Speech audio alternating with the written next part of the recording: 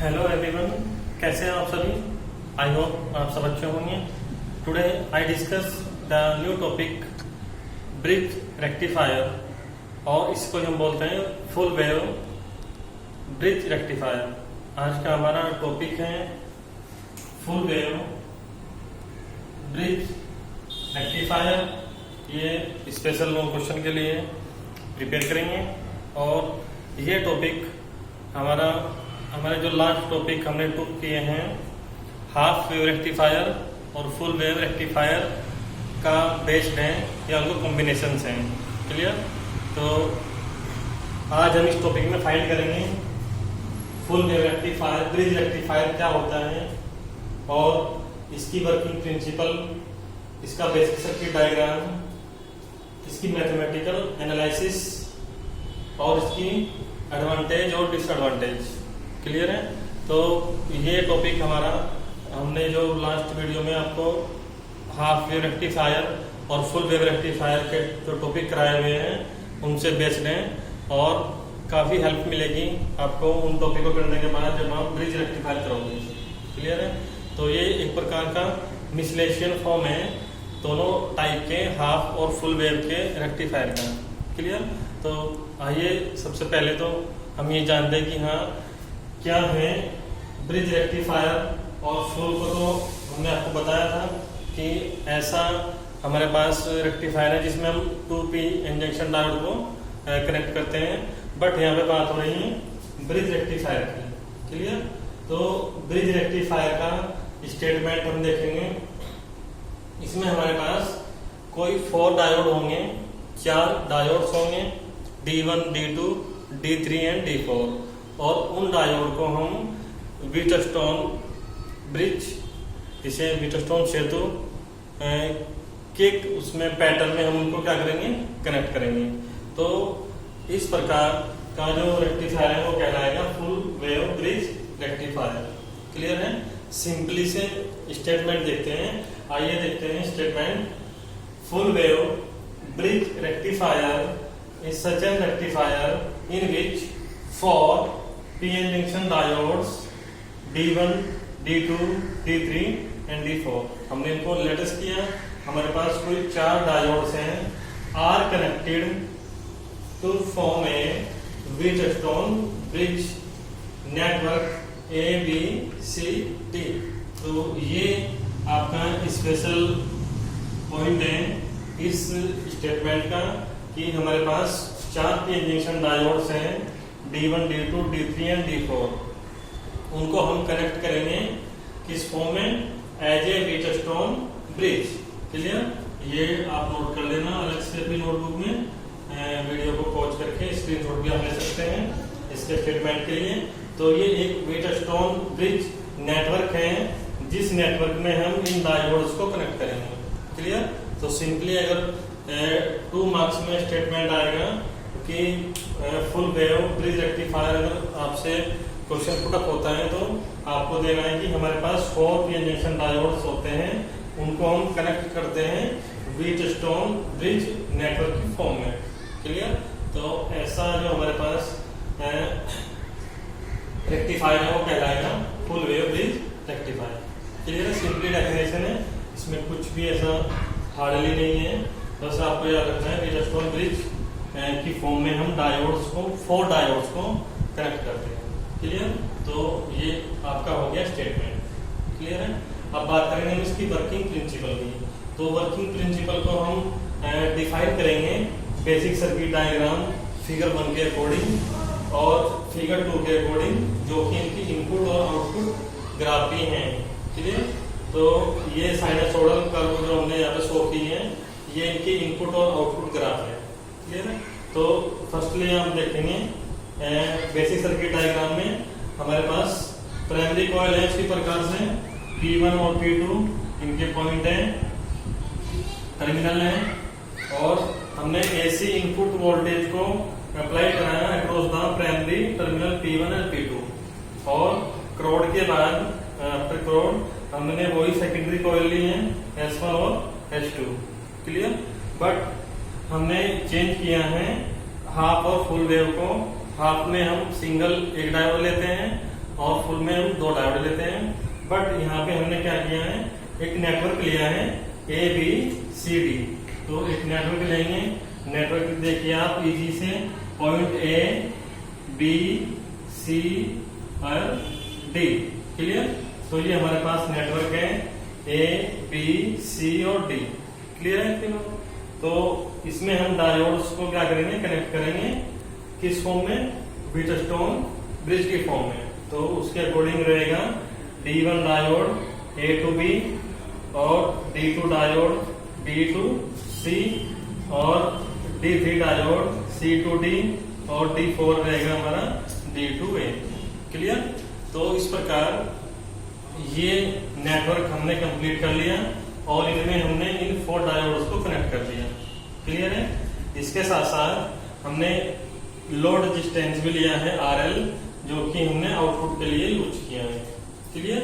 तो ये simple basic circuit diagram हमने इसमें शो किया है। अब बात होगी इसकी वर्किंग प्रिंसिपल की, वो किस प्रकार हम मेजर करेंगे और किस प्रकार हम इसमें कंडक्टिविटी को कंडक्ट करेंगे। तो इसके लिए हमने 2 टाइप की कंडीशन दी हुई है। I1 जो करंट है हमारे पास है, I1 फ्लो हो रही है और I2 फ्लो हो रही है, क्लियर। जो I1 का फ्लो है वो तो है हमारा सॉलिड एरो में है, सॉलिड एरो, और जो I2 है वो क्या है, डॉटेड एरो में। क्या है वो, डॉटेड एरो। तो ये ध्यान रखना है आपको, क्लियर है। तो अब कंडीशन बनेगी हमारी वर्किंग प्रिंसिपल में। हमने पहली कंडीशन ली है, first condition, let us suppose for the positive half cycle के लिए हमने सेकेंडरी जो हमारे पास कॉइल है उसका पॉइंट S1 क्या है, पॉजिटिव लिया, और S2 हमारे पास क्या है, ये नेगेटिव है, क्लियर। तो ये 2 कंडीशन ली, S1 फर्स्ट टाइम में पॉजिटिव और S2 नेगेटिव। तो जैसे ये आप कंडीशन लोगे तो उस समय जो डायोड है D1 और डायोड D3, ये S1 पॉजिटिव जुड़ा है और S2 नेगेटिव, तो ये क्या हो जाएगा, डायोड D1 और D3 हो जाएंगे हमारे फॉरवर्ड बाइस, D1 और D3, क्लियर। और D2 एंड D4 क्या हो जाएंगे, रिवर्स बाइस में, और D2 और D4 क्या हो जाएंगे, रिवर्स बाइस। ये पहली सिचुएशन है, क्लियर। तो इस कंडीशन में जो करंट फ्लो है हमारे पास I, उसका जो लूप है वो चेक करना है। तो उस समय करंट I फ्लो होगी और वो भी सॉलिड एरो के साथ, क्लियर। तो उसका जो लूप रहेगा वो रहेगा S1 to A, आप चेक करते रहना डायग्राम में, S1 to A। तो यहाँ पे जो डायरेक्शन है I1 ये फ्लो हो रहा है, सॉलिड एरो है, आप इसको चाहे ऊपर बना सकते हो ऐसे, क्लियर, या डायग्राम में भी ले सकते हो, क्लियर। तो S1 to A, फिर है हमारा A to B। तो I1 कहा जा रहा है A to B, क्लियर। उसके बाद B to RL में फ्लो हो रहा है I1, ठीक है। उसके बाद RL to D, ये रहा हमारा I1 डायरेक्शन, और ये I1 एंटर कर जाएगा D में, क्लियर। और D to C, अब ये D2 कहा जाएगा C, तो I1 ये हो रहा हमारा डायरेक्शन C में जा रहे हैं। अब C to S2 जाएगा, क्लियर। ये रहा हमारे पास I1, और S2 to S1। तो जो यहाँ से हमारा ये स्टार्टिंग पॉइंट है टर्मिनल S1 और लास्ट में क्या है S1। तो ये हमारा कंप्लीट एक लूप बन जाएगा, और इसमें जो कंडक्टिविटी है, करंट क्या फ्लो होगी, स्मॉल I फ्लो होगी, और वो भी किसमें, सॉलिड एरो में फ्लो होगी, क्लियर है। तो पहली कंडीशन रहेगी हमारी वर्किंग प्रिंसिपल में। दोबारा बता रहे हैं इसको, S1 पॉजिटिव रहेगा, S2 नेगेटिव रहेगा, ये हमने लेटेस्ट किया है। तो उस समय डायोड D1 D3 रहेंगे फॉरवर्ड बाइस में, और डायोड D2 और D4 रहेंगे हमारे रिवर्स बाइस में। तो डायोड D1 और D3 जो फॉरवर्ड में है, तो यहाँ से हमें कंडक्टिविटी कंडक्ट हो जाएगी, और यहाँ से नहीं होने की, नॉट कंडक्ट, क्लियर। तो जो कंडक्टिविटी है वो D1 और D3 डायोड से फ्लो होगी, वो कितनी होगी, I1 होगी, तो उनका जो लूप है वो है S1 to A to B, B to RL, RL to D, D to C, C to S2 और S2 से S1। तो उसको आप इस फिगर में देख सकते हैं, S1 से A to B, B to RL, RL to D, D to C, C to S2 और S2 to S1। क्लियर? तो ये हमारी फर्स्ट पोजीशन है इस पॉजिटिव हाफ साइकिल के लिए और हमें वैल्यू मिल जाएगी I1। क्लियर? ये हमारा इनपुट ग्राफ है और ये हमारा आउटपुट करंट है। Clear? Input voltage graph, output current graph. Clear? तो पॉजिटिव साइकिल के लिए या S1 S2 पॉजिटिव नेगेटिव के लिए तो क्या आ जाएगा, ये हमारा पॉजिटिव पे I1 कंडक्ट करेगा। क्लियर? मतलब D1 और D3 पे ये क्या करेगा, I1 करंट हो जाएगा। अब नेक्स्ट कंडीशन लेंगे, let us suppose S1 is negative, S1 को हमने नेगेटिव लिया और S2 को पॉजिटिव, तो उसमें रिवर्स हो जाएगा, S1 नेगेटिव और S2 पॉजिटिव, तो D1 और D3 क्या हो जाएंगे आपके, सॉरी D2 और D4 क्या हो जाएंगे, फॉरवर्ड हो जाएंगे। जब फॉरवर्ड हो जाएंगे तो कंडक्ट करेंगे कंडक्टिविटी को, और D1 और D3 क्या हो जाएंगे, रिवर्स। तो यहाँ पे नोट कंडक्ट इजी है ना, रिवर्स में कोई भी कंडक्टिविटी फ्लो नहीं होती और फॉरवर्ड में होती है। एक बार आपको D1 D3 कंडक्ट कराएंगे और एक बार आपको D2 एंड D4। क्लियर है? तो D2 और D4 डायोड्स ये फॉरवर्ड बन जाएंगे और इनके लिए जो करंट है वो I2 फ्लो होगी और वो भी डॉटेड एरो है। Clear?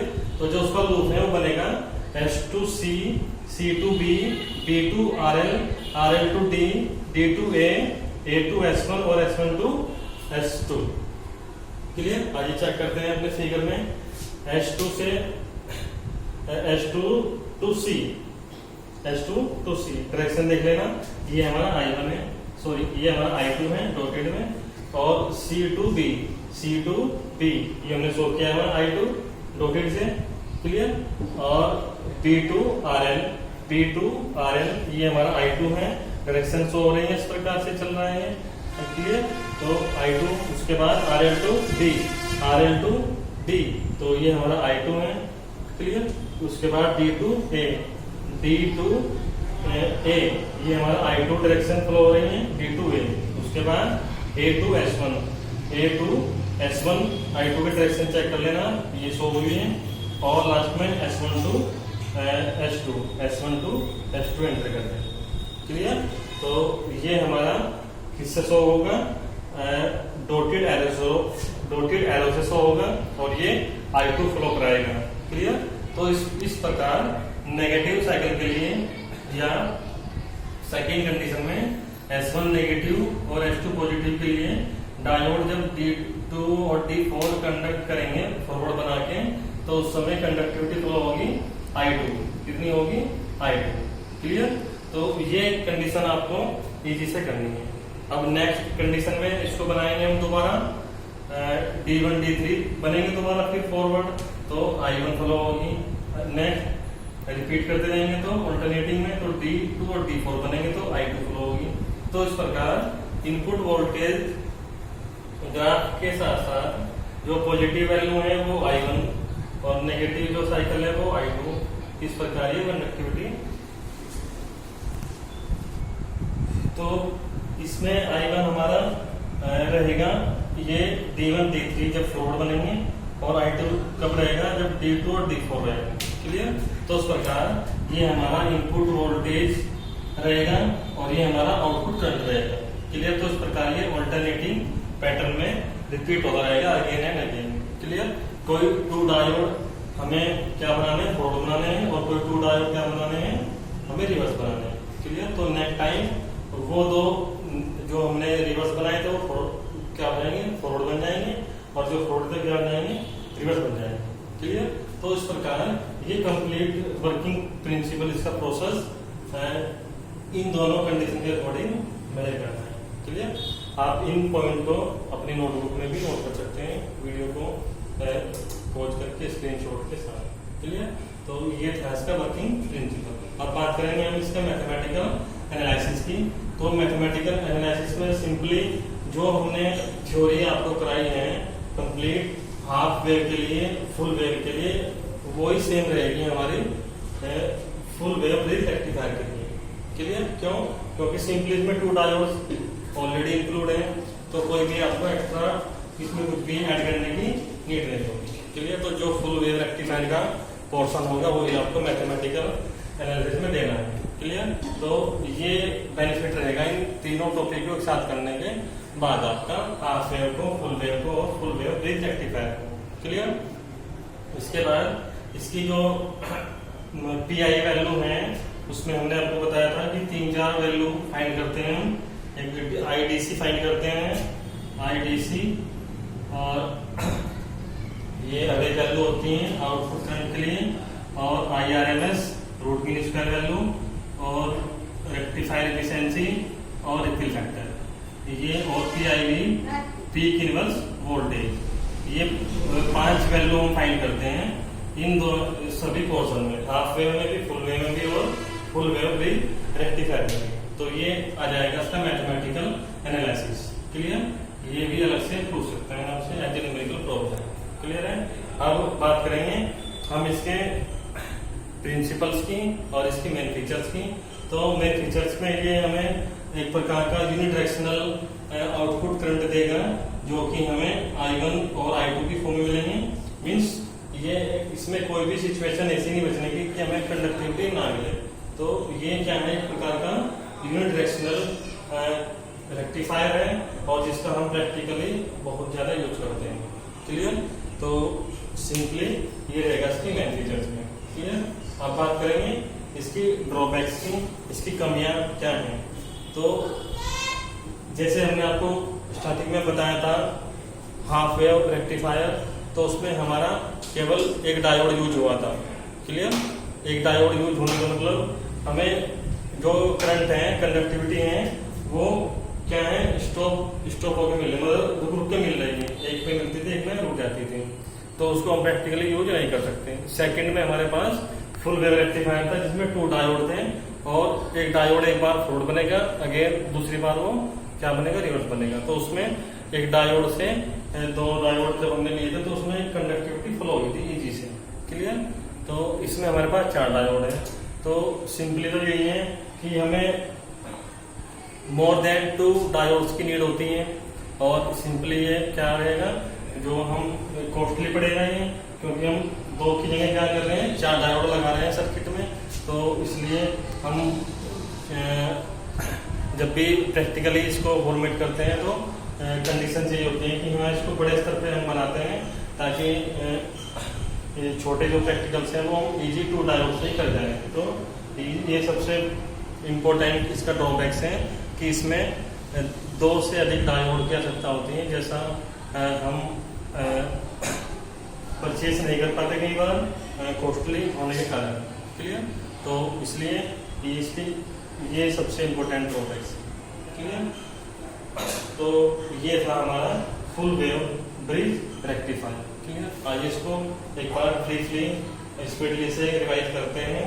Full wave bridge rectifier, bridge का मतलब आप समझ जाओगे कि जब हम किसी भी ब्रिज में कोई भी पुल या कोई भी ऐसी सिंपली नॉर्मल लैंग्वेज में हम बोलते हैं, तो हम किसी एक इंस्ट्रूमेंट में बहुत सारे पार्ट से मिला के बनाते हैं। जैसे पुल बनाते हैं तो पुल का बहुत सारे सरियों से मिलकर बनता है, तो इसी प्रकार से यहाँ पे ब्रिज का मतलब ये है कि हमें एक से अधिक डायोड की आवश्यकता होगी।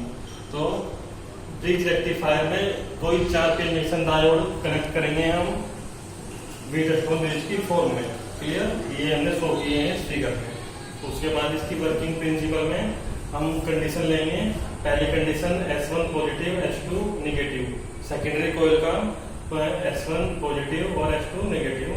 तो उस समय D1 और D3 बनेंगे फॉरवर्ड, ये कंडक्ट करेंगे कंडक्टिविटी को, और D2 D4 बनेंगे हमारे ये रिवर्स, तो ये कंडक्टिविटी कंडक्ट नहीं करेंगे। और उस समय D1 और D3 से स्मॉल I1 करंट फ्लो होगी और उसका लूप रहेगा S1 to A, A to B, B to RL, RL to D, D to C, C to S2 और S2 से S1। आप भी जिसे डायग्राम में देख सकते हैं S1 to A, जहाँ पे हमारा I1 डायरेक्शन है वो देखना है आपको। S1 to A, A to B, B to RL, RL to D, D to C और C to S2, S2 to S1। Clear? और सेकंड स्टेप बनेगा S1 नेगेटिव S2 पॉजिटिव, तो उस समय D2 और D4 बन जाएंगे फॉरवर्ड, तो कंडक्टिविटी फ्लो होगी, और D1 और D3 होंगे हमारे नॉट कंडक्टिव, ये रिवर्स में चलेंगे। इनके लिए लूप रहेगा S1 to C, C to B, B to RL, RL to D, D to A to C, S1, S1 to S2। तो उससे देख लीजिए आप S2 से C, C to B, B to RL, RL to D और D to A, A to S1 और S1 to S2। Clear? तो इसमें I2 फ्लो होगी डॉटेड फॉर्म में। क्लियर? तो इस प्रकार ये पॉजिटिव साइकिल कहेंगे हम डायोड D1 D2 के लिए। तो इसमें हमें इनपुट वोल्टेज पे आउटपुट करंट मिलेगा I1 का। फिर ये रहेगा हमारा नेगेटिव साइकिल, D2 और D4 वर्क करेगा, तो ये I2, फिर ये I1, फिर ये I2 और ये I1, इस प्रकार ये आगे ऑल्टरनेट में चलता रहेगा। क्लियर? तो ये था इसका वर्किंग प्रिंसिपल। मैथमेटिकल एनालिसिस में आपको सिंपली फुल वेव रेक्टिफायर का जो निकला था वो देना है, IDC फाइंड करना है, IRMS फाइंड करना है, रेक्टिफायर एफिशिएंसी, रिपल फैक्टर और PI फाइंड करना है। इसके साथ साथ इसका मेन फीचर्स और हमने ड्रॉबैक्स आपको बता दी। तो कोई भी प्रॉब्लम अगर आपको इस टॉपिक में आएगी तो हमारे साथ आप डिस्कस कर सकते हैं। क्लियर? Thanks for